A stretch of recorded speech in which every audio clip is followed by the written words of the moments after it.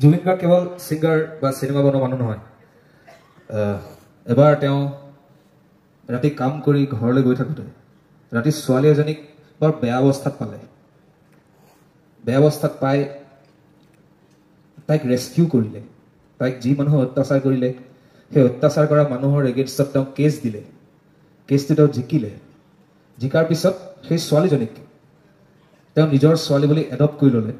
সেই ছোৱালীজনী মই আপোনালোকৰ আগত চিনাকি কৰি দিব বিচাৰিছোঁ। কাজলী আছে মোৰ মাজত। কাজলীক মই আমাৰ মাজলৈ মাতিছোঁ। আমি এতিয়াও ছোৱালীৰ ওপৰত যেতিয়া অত্যাচাৰ হয় সদায় ছোৱালীৰ দেহটো চাওঁ, অত্যাচাৰ কৰা হাতখনক আমি কেতিয়াও গুৰুত্ব নিদিওঁ।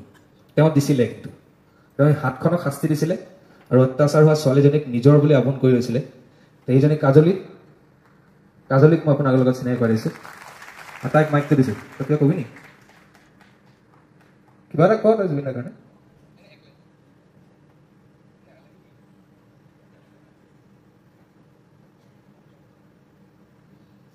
প্ৰথমতে আজি মই প্ৰথমবাৰ ষ্টেজত এনাউন্স কৰিছোঁ যে মোক এটা নতুন জীৱন, নতুন জন্ম জুবিন পাপাই দিছিলে মোক, যিটোৰ বাবে মই আজি ইয়াত থিয় হ'ব পাৰিছোঁ।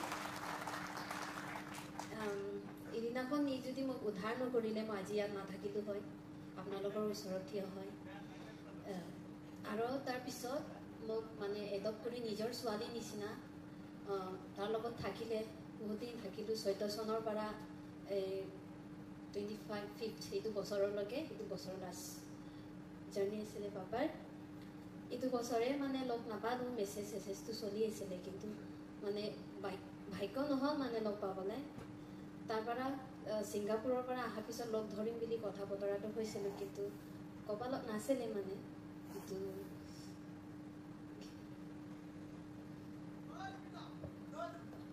তাই আজিকালি চেপনত থাকে আৰু এতিয়া চেপনবাসীৰ দায়িত্ব মৃদুলদা আছে। গোটেই মানুহখিনিয়ে তাইক চাব। আৰু এইটোৱে জুবিন গাৰ্গ। কোনোবাই জয় জুবিন দা চিঞৰিলে, চবেই চিঞৰিলে ভাল লাগিব। Thank U.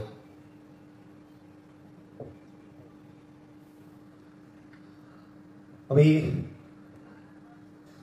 ৰাহুল গৌতমৰ মুখেৰে অন্য এটা কাহিনী শুনিলোঁ। হয়তো আমি বহুতে জানো